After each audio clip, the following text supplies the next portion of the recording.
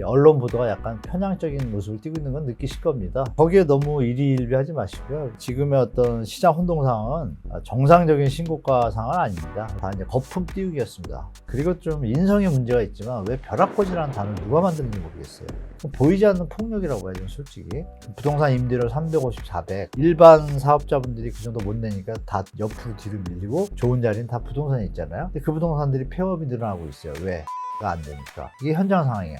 집값이 반등하면서 신고가를 갱신한 아파트들이 나오고 있지 않습니까? 그래서 이제 신고가가 상승장의 신호가 아닌지, 빨리 집을 사야 하는 것이 아닌지 고민하시는 분들이 있는데 이 상황을 어떻게 보아야 할까요? 거기에 너무 일희일비하지 마시고요. 그 신고가가 있는 반면에 신저가도 있거든요. 근데 여러분들이 아시는 것 같이 언론 보도가 약간 편향적인 모습을 띠고 있는 건 느끼실 겁니다. 지금의 어떤 시장 혼동 상황은 말씀드린 것처럼 정상적인 신고가 상황은 아닙니다. 그리고 예를 들어 미국의 비버리 힐즈의 어떤 주택 가격이 올라서 신고가가 나왔다. 그거에 대해서 미국은 기사가 안 나옵니다. 대한민국은 나옵니다. 압구정과 청담동 일대 그 0. 몇 프로의 집을 기자분들이 거기다 포커스를 자꾸 맞추는지 모르겠어요. 그리고 그 신고가조차도 아시는 바와 같이 작년에 조사한 바에 의하면 서울 같은 경우에 신고가의 50에서 60%가 다 취소입니다. 다 이제 거품 띄우기였습니다. 그리고 그 시절에 또 많습니다. 그래서 이 부분에 대해서 여러분들이 아쉽게 신고가 이런 부분들이 조작하고 왜곡하고 시장을 펌핑한다는 걸 아니까 많은 분들이 저를 비롯해서 계속 질타를 했고 비판을 했고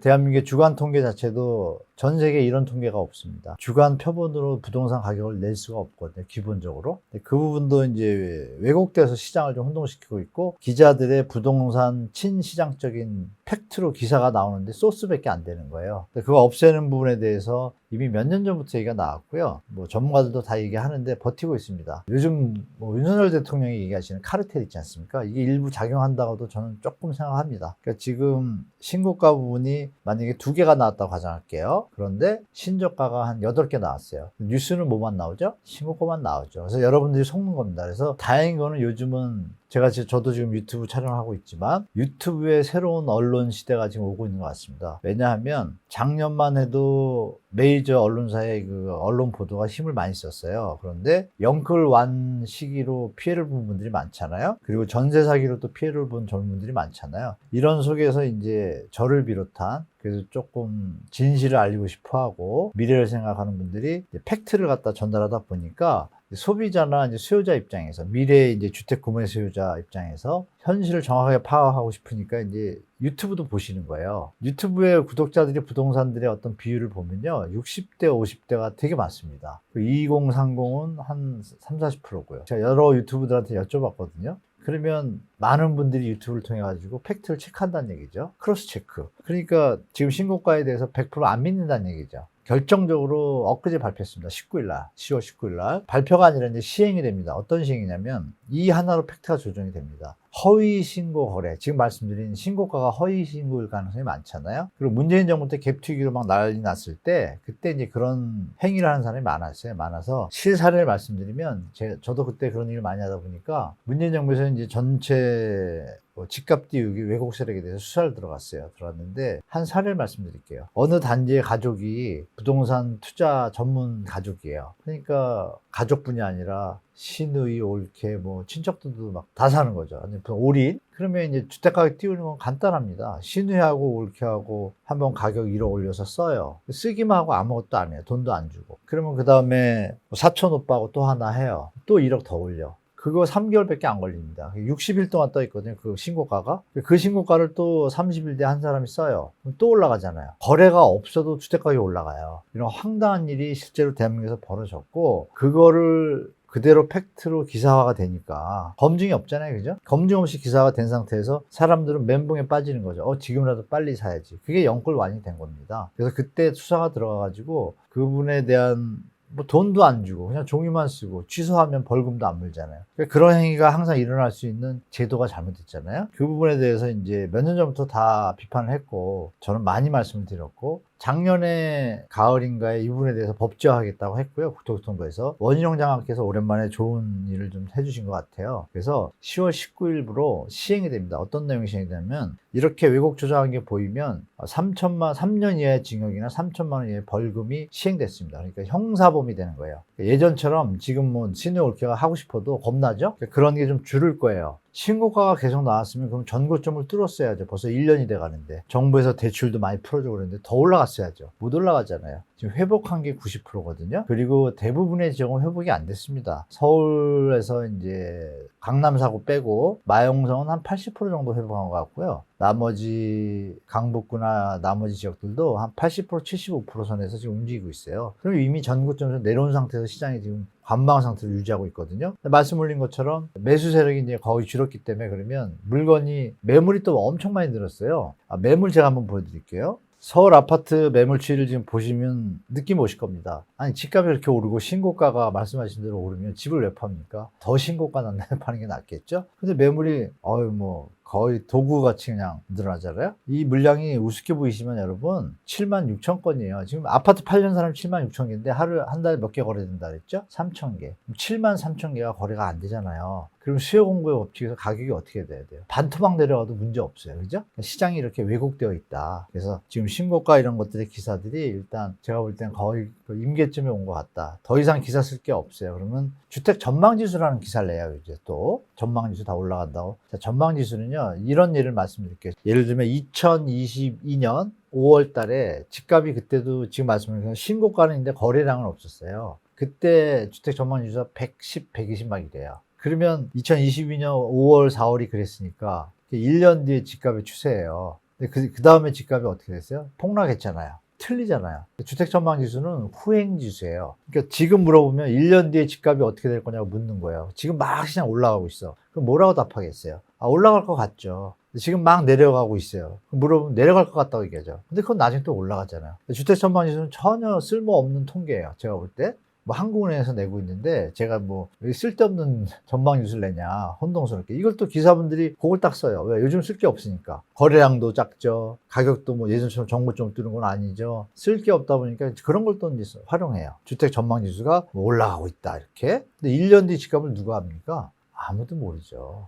서울 아파트 매물을 보신 것처럼 서울의 적정 물량이 35,000호인데 입주 물량입니다. 그냥 신혼부부 결혼하는 쌍 있잖아요. 거기에 맞춰서 이 정도 비율이 통계적으로 나왔는데 현재 매물이 76,000개인데 입주 물량도 한 35,000개면 10만 채예요. 근데 지금 3,000개씩 거래되니까 1년이면 36,000개 거래되잖아요. 7만 개가 남아 돌잖아요. 그러면 시장이 어떻게 돼야 정상이에요? 이렇게 말씀드릴게요. 그래서 매물이 씨가 말라는 옛날 얘기고 지금은 매물이 넘치고 있습니다. 여기까지 판단하시면 시장 판단에 좀 도움이 되실 겁니다. 그러면 지금 집값에 대한 각종 뉴스가 난발하면서 일반 사람들 진짜 자칫하면 흔들리기 마련이잖아요. 그래서 한문도 교수님께서는 집값을 볼 때 가장 중요하게 보는 지표는 어떠한 것이 있을까요? 집값을 볼 때 일단 거래량이 1번입니다. 1번이고 기본적으로 세 가지만 생각하시면 될 것 같아요. 경제가 성장을 하고 인구가 늘고 소득 분배가 잘 되면 집값은 무조건 상승합니다. 그 세 가지 팩트가 일단 처음이고요. 그 다음에는 이제 정부의 정책이나 금리 정책, 거래 정책이 이제 부가적으로 들어오잖아요. 이것만 판단하시면 되는데 그게 나타나는 것이 지표로 이제 우리가 볼 수 있는 거는 이제 거래량입니다. 거래량과 전세가 비율, 또 경매 지표 이 정도인데 그러면 현재 상황을 보면 어때요, 여러분? 경제 성장률이 좋아요? 안 좋잖아요. 인구가 늘어요? 안 늘잖아요. 소득 분배가 잘 돼요? 안 되잖아요. 그거는 하락 요인입니다. 기본 베이스입니다. 펀더멘탈에. 그러면 정부에서 추구하는 저금리와 대출 확대가 있어야지 또 부가적인 요소에서 가는데 그것도 지금 스탠스가 바뀌었잖아요. 가계부채가 심각하다 보니까 스탠스 다 바뀌었어요. 그럼 그것도 하락 요인이죠. 그러면 이제 거래량을 볼 때 거래량이 지금 안 늘고 있잖아요. 하락 요인이 너무 많아요. 이렇게 판단하셔서 전세가율이 오르는 거는 잘 판단하셔야 될 게 뭐냐면 지금 매매 가격이 올라가면서 전세가율이 같이 가는 거는 상승입니다. 근데 매매 거래량이 안 받쳐주면서 전세가로 간다는 거는 매매 시장에 대해서 미래에 대해서 올라가지 않을 거라고 판단하니까 나는 내려올 때 사야지 하고 전세 수요가 늘어나게 돼요. 매매 수요보다. 이 편차를 잘 계산하셔야 되는데 그 전세가 막 늘다가 멈추는 시기가 있겠죠. 전세가격이 좀 올라가려면 할 때 그때부터 이제 올라갑니다. 그게 여러분들이 시작했던 2014년 15년에 전세가가 매매가의 90%까지 갔을 때 그때는 이제 그때 매매가의 90%라는 게 전세가가 매매가가 예전에 100이었을 때 한 7, 80까지 내려온 거예요. 5, 60까지. 그 상태에서 전세가가 보세요. 매매가가 높은데 전세가가 낮았어요. 지금처럼 이렇게 갈 거 아니에요. 이 시기면 갭이 적어지잖아요. 이게 갭투기가 시작되는 시기예요. 이때 이제 갭투기가 2015년부터 성행을 한 거죠. 그럼 그거 벌어졌잖아요. 그럼 다시 공백기가 생기겠죠? 근데 아직 공백기가 안 생기고 시작하려고 그러는데 정부의 정책이 일단 틀어 막았어요. 그러면 다시 또 그 시장이 시작되겠죠? 그래서 그 그래프를 한번 활용하시면 좋을 것 같습니다. 이렇게 뉴스를 보고 집값 전망에 혼선을 겪으시는 분들이 있는데 부동산 현장 상황 상황은 어떻게 흘러가고 있는지. 현장이요? 그러니까 이제 정부에서 1.3 대책 새해 벽부터 뭐 갑작스럽게 던져가지고 저는 그렇게 강하게 던질 줄은 몰랐거든요. 사실 저는 던지자마자 되게 혼동스러웠습니다. 야, 이건 국가에 좀 문제가 될 텐데 나중에 소비도 감소할 것이고 부채가 늘어나니까 이건 너무 무리한데 투기 환경까지 있더라고요. 아시다시피 원희룡장관이 발표할 때 그런 얘기를 했죠. 투기 요소가 있다는 걸 알아요. 아니까 투기에 기미가 있으면 다시 규제를 들어가겠다 얘기를 했어요. 근데 지금 그런 게 들어와 있고 현장 상황을 보면 어떻게 돼 있냐. 서울의 예를 말씀드릴게요. 서울의 공인중개사 숫자가요. 한 22,700개 정도 돼요. 작년 말쯤. 3,000개면 10집에서 한 집만 거래를 하잖아요. 그래서 여러분 뉴스 보시죠. 폐업 숫자가 늘어난다고. 그럼 폐업 숫자가 늘어나면 어떻게 돼요? 요즘 1층 보시면 부동산이 많잖아요. 우리 호황기를 그동안 겪어온 거예요. 부동산 임대료 350, 400. 일반 사업자분들이 그 정도 못 내니까 다 옆으로 뒤로 밀리고 좋은 자리는 다 부동산이 있잖아요. 근데 그 부동산들이 폐업이 늘어나고 있어요. 왜? 거래가 안 되니까. 이게 현장 상황이에요. 그리고 두 번째는 주택가격이 지금 회복을 많이 했잖아요. 연초부터. 그러니까 연초부터 막 올라갈 때 얘기할 수 있는 게 있죠. 만약에 매도자가 있다 그러면 소유주 여러분 좀만 기다리면 더 오를 거예요. 그때 팔아드릴게요. 그리고 서로 물건을 공인중개사들이 좀 독점하려고 해요. 주인들 걸. 그러다가 지금 상황은 어떻냐면 그 당시에는 좀 거래가 좀 늘어났어요. 늘어났는데 매매 물량에 비해서는 적었어요. 턱없이 그것도 한 5% 수준이에요. 매물 소화도라는 표현을 제가 쓰는데 물건이 100개가 있으면 5개가 거래가 되는 거예요. 근데 그게 지금 9개월째 이어온 거예요. 10개월째. 그러면 이제 그동안 올라오는 맛은 있었잖아요. 그동안 좀 올랐으니까. 송파 같은 경우에 20억 정도 19억까지 내려갔다가 지금 23, 4억까지 회복했거든요. 그 사이는 얘기가 됐어요. 현장에서. 공인중개사가 주인한테 이봐요 올라가잖아요. 기다리세요. 더 받아드리고 얘 전고점을 뚫을 수도 있어요. 막 이렇게 얘기할 수도 있잖아요. 그런데 저번 달부터 갑자기 툭 시장이 꺾인 거예요. 매수가 확 줄은 거예요. 그러면 이제 예를 들면 이런 거죠. 제가 사업을 하는데 이거 1억 더 받을 수 있을 것 같아서 딴 데 이자를 내고 있고 급한데 팔아서 하려고 매도를 했다가 공인중개사 뭐라 그래요? 1억 더 받아들일 수 있어요. 그러니까 홀딩 하겠죠. 홀딩한 게 몇 개월 지나니까 어떻게 돼요? 더 안 올라가고 찾는 사람이 없으면 어떻게 돼요? 집 보러 오는 사람이 없으면 불안해지잖아요. 소유주가. 그러니까 공인중개사한테 얘기를 하죠. 아니 집 보러 오는 사람이 왜 요즘 없어요? 그러면 뭐라 그래요?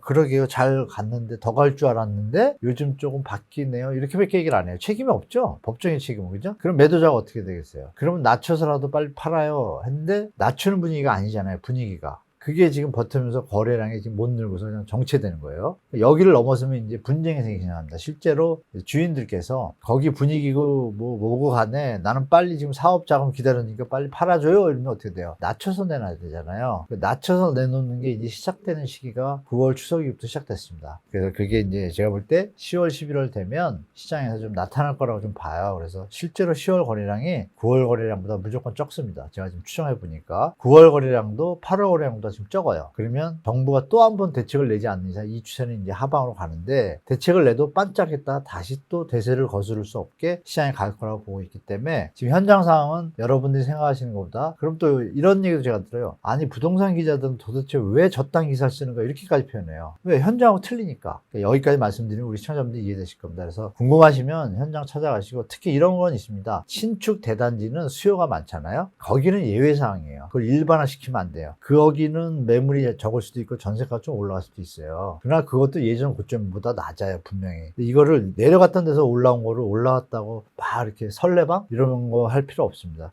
냉정하게 전체 그림에서 보시면 지금의 시장 현황은 다시 한번 하방으로 가기에 직전의 모습이 그대로 나타나고 있다 이렇게 보시면 좋을 것 같습니다. 많은 분들이 집값 혼돈의 원인을 전세 제도로 보시는 분들이 있는데요. 근데 한편 전세 제도를 없애야 한다고 하는 분들도 있는 상황인데 한문도 교수님께서는 전세 제도에 대해서 어떻게 생각하시나요? 그 많은 분들이라는 표현을 주셨잖아요, 저한테. 그 많은 분들은 누군가요? 일반 젊은 분들은 아닙니다. 전세가 없으면 어떻게 집을 사? 이런 월세를 왜 비싸게 내지? 이렇게 생각하실 거고. 그러면 전세를 없어서 좋은 분들은 누굴까요? 이런 것도 한번 생각해 보셔야 되고, 전세 대출을 없애는 얘기가 왜 나왔죠? 전세 사기가 나오고 이러니까 이런 분위기잖아요. 잘 찾아보시면 전세 제도가 우리나라에만 있는 건 아니고요. 볼리비아하고 인도에도 있습니다. 거기는 잘 하고 있고요. 볼리비아 같은 나라는 이제 보증금이 훨씬 더 많으면 이런 문제가 생기면 집을 임차인에 넘기게 돼 있습니다. 왜냐면 그 집값이 100원인데 100억인데 70억을 내 돈이 들어갔는데 왜 임대인이 함부로 이게 상식적으로 맞잖아요. 그죠? 근데 우리나라 전세제도는 어떻게 해서 이게 지금 문제가 생기고 그런 얘기가 나왔냐면 처음을 돌아보면 전세제도가 얼마나 위대한 제도인지 여러분들이 이해하실 거예요. 전쟁이 끝나고 나서 6.25 전쟁이 끝나고 나서 민간인들이 집들이 다 부셔지고 그러니까 서울 같은 경우에 이제 집 지을 재료도 없었어요. 뭐 먹고 살기도 힘들었으니까요. 그럼에도 불구하고 뭐 토지개혁 이런 것들로 인해서 이제 일자리를 찾아가지고 서울로 많이 오셨단 말이에요. 그럼 어디라도 머물러야 되는데 일하면서 돈을 갚는 거죠. 월세 형태로. 그러니까 판자촌이 이제 많이 생긴 거예요. 근데 판자를 살 돈이 있어야 판자집이라도 짓잖아요. 그렇죠? 근데 이제 막 짓다 보니까 좀 뭐 브로커라고 있어요. 브로커 집도 생기고 이렇게 하다 보니까 땅 많은 사람들 입장에서 지면은 돈이 들어오잖아요, 월세가. 근데 이제 지을 돈이 없는 거예요. 조금 짓고 나니까 자기 돈이 없으니까 그만큼 우리가 금융이 미비했을 거 아니에요. 전쟁 나고 나서. 그러니까 어떤 일이 벌어지냐면 열심히 일해가지고 월세를 내고 있는데 개똥이 엄마가 돈을 잘 모은다는 걸 알아, 주인이 만약에. 그러면 저걸 갖고 집을 지으면 내가 또 월세를 받을 수 있구나가 판단되면 어떻게 돼요? 저 돈을 빌리고 싶어. 근데 그 당시에 은행이 별로 우리나라가 생각해보세요. 전쟁 나고 얼마 안 됐으니까 금융기관이 기업체 돈 융통하기도 바빠 죽겠는데 개인들 집 짓는 돈 그럴 역량이 없었어요, 대한민국에. 그때 민간에서 스스로. 대한민국은 어려울 때마다 국민들이 일으킵니다. IMF도 그렇고. 여러분 다 아실 거예요. 그러니까 그 당시도 민간인들이 스스로 서로 윈윈 전략을 찾은 거예요. 왜? 월세가 만약에 5%를 낸다 그러면 은행 이자가 3%예요. 100%. 은행에 3%의 전세돈을 두고 있잖아요. 전세돈을 주면 나는 3%로 줄잖아요. 내는 돈이. 그러니까 이득이잖아요. 그러니까 세입자는 이득이고 임대인은 빈 땅이 있는데 이걸 빌려가지고 이 사람한테 월세는 안 받지만 이 돈을 활용해서 딴 데 2개를 지으면 2배의 월세를 받으니까 이득이죠. 이런 제도가 우리나라의 어떤 민간이 스스로 슬기롭게 험한 세상을 잘 버텨온 제도가 전세제도예요. 그런데 이제 문제가 생겨서 주인이 사업이 망하거나 이러면 문제가 생겨가지고 경매가 되게 되잖아요. 그럼 생각해보니까 경매에 들어가는 비용도 있고 또 여러 가지 뭐 집 나가라 마라 뭐 명도집행 뭐 인도집행 이런 것들이 피곤하니까 대충 계산해서 이거 한 70% 선에 사는 게 맞는 거예요. 사람들이 상식할 때. 우리가 사과를 살 때 쌩쌩한 사과 100원이에요. 사과가 좀 멍이 들었어. 그럼 당연히 싸게 사죠. 그게 경매가인 거예요. 그러니까 사람들이 전세를 놓을 때 경매가 터져도 내가 전세보증금을 찾을 수 있는 적정선을 60, 70%로 다 생각을 하는 거예요. 그래서 공인중개인이었어요. 복덕방 사장님들이죠. 어르신들 공부 많이 하신 분들이 그걸 했단 말이에요. 공부 많이 하니까 대충 보니까 이건 80% 받으면 문제가 되잖아요. 왜? 보증금이 나중에 문제가 생기니까. 그래서 60, 70% 선에서 수십 년 동안 안정적으로 잘 지내온 겁니다. 정말 나쁜 사기꾼 하는 거 빼고는. 그걸 가지고 제가 보는 관점이에요. 2008년도에 전세대출이 등장합니다. 그때 전세대출을 그 전에 했던 것은 뭐냐면 서민 및 금융의 지원에 관한 법률이라든지 특별한 경우에 다른 법률로 누가 파산을 했어요. 보니까 누가 보증을 쓰고 돈을 빌려주면 거처가 있어야 일을 하잖아요. 판잣집이라도 있어야. 그 최소의 비용을 도와주는 게 서민 지원에 관한 법률 등 여러 가지 법률로 도와줬어요. 그러니까 파산해서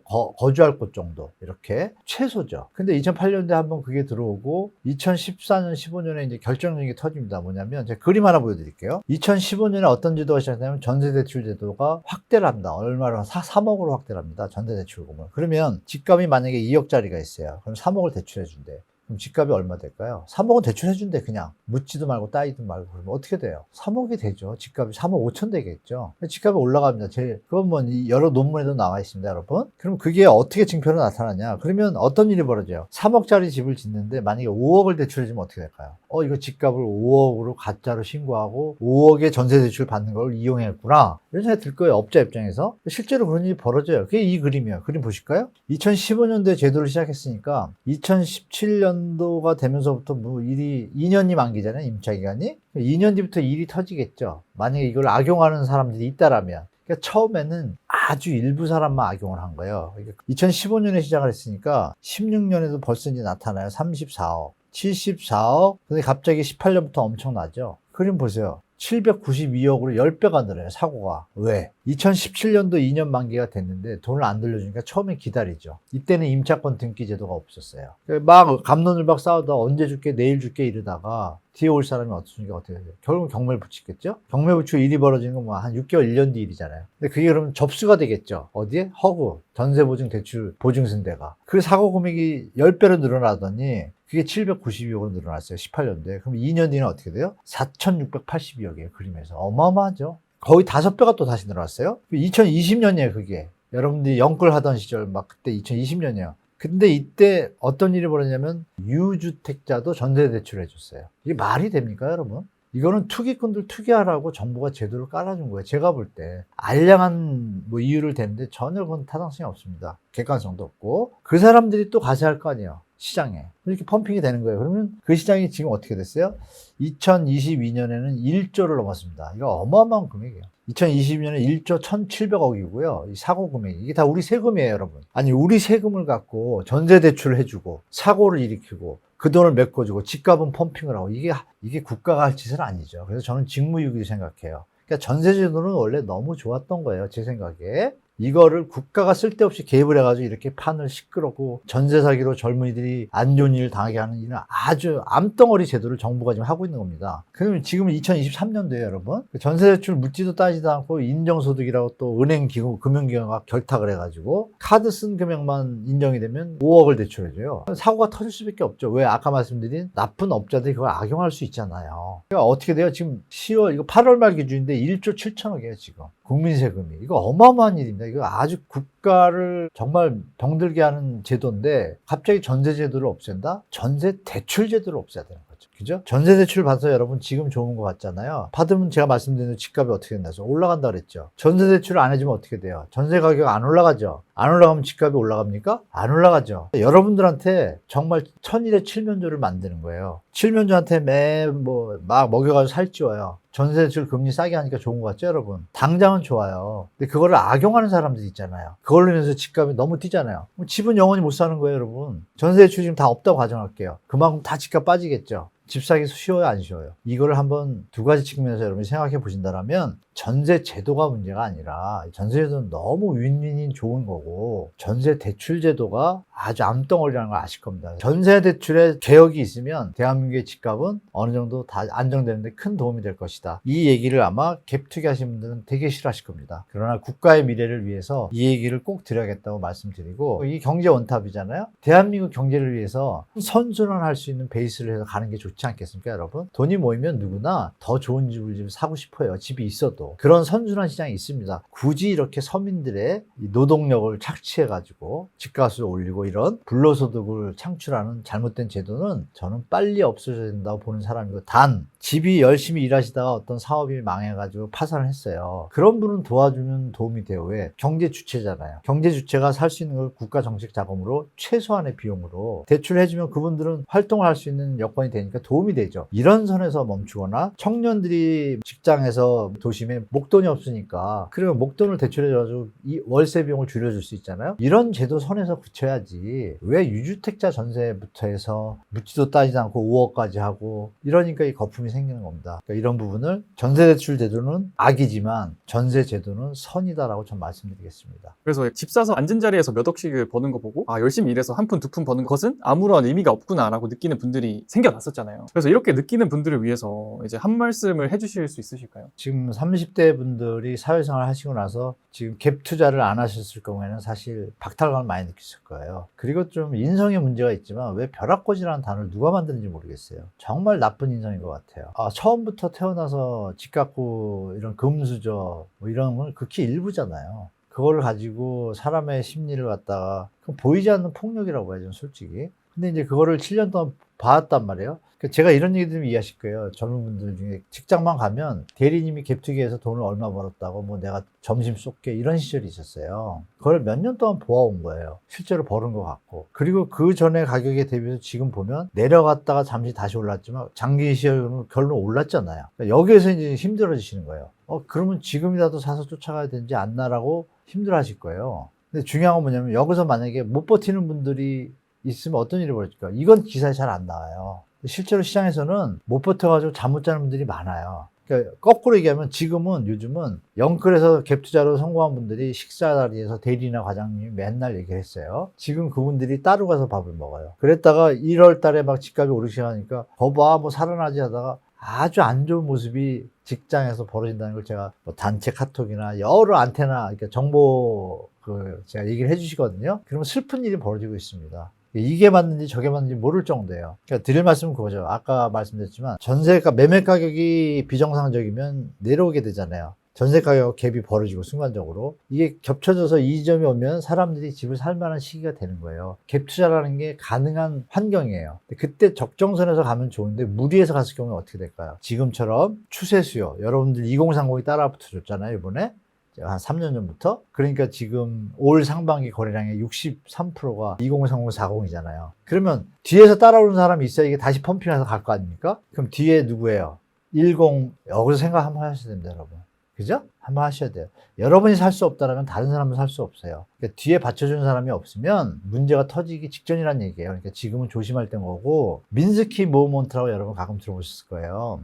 민스키 모먼트의 꼭지가 뭐냐면 프로피트 메이킹이에요. 이윤, 영끌 한 사람들이 있으니까 판 사람이 있잖아요. 수익을 취했죠. 그 타임이에요. 그 다음 뒤가 패닉입니다. 기사가 많이 떴습니다. 그게 뭐냐면 민스키 모먼트라 이거예요, 지금. 그러면 패닉이 올 가능성이 높아진 거 아니에요. 굳이 지금 쫓아가 사야 되나요? 저는 아니라고 보거든요. 전세 가격이 지금 벌어지고 있잖아요. 높아봐야 지금 70%고 지금 50%인데 강남은 거의 50% 수준이에요. 갭 투자가 안 돼요. 그러니까 거래가 없는 거예요. 그러면 말씀드린 이 선이 제가 한번 말씀드렸잖아요. 그 선을 생각해 보시면 지금은 아닌 선이잖아요. 좀 기다리시면 그런 시기가 올 수는 있는데 지금처럼 우리가 겪어왔던 2014년부터 현재까지 한 8년 동안의 상승기는 그런 상승 기대하기 힘들다. 왜? 뒤에 받쳐주는 잠재 수요가 약하다. 지금 살 사람들 다 샀거든요. 뒤에서 사줄 사람이 있어야 이어지잖아요. 그래서 민스키 3단계 세 가지 차입 형태, 우리가 대출 받잖아요. 대출 형태로 경제 시스템을 나누기도 하는데, 거기 보면 이제 처음에 이제 해지 차입인데, 그 다음에 이제 투자 차입이고, 마지막에 폰지예요. 폰지가 뭐냐? 뒤에 사람이 없으면 문제가 터져서 원금을 못 갚는 거예요. 지금 영끌을 하신 분들이 임차권 등기 물건이 급증하고 있단 말이에요. 뭐 역전세가 지금 뭐 풀렸다고 하는데 좀 거짓 기사고요. 전세가 보증금을 못 들려주면 이제 임차권 등기를 해서 경매를 가게 되잖아요. 그 물건 수가 적어져야 안정된 거고 올라가는데, 작년 1, 2월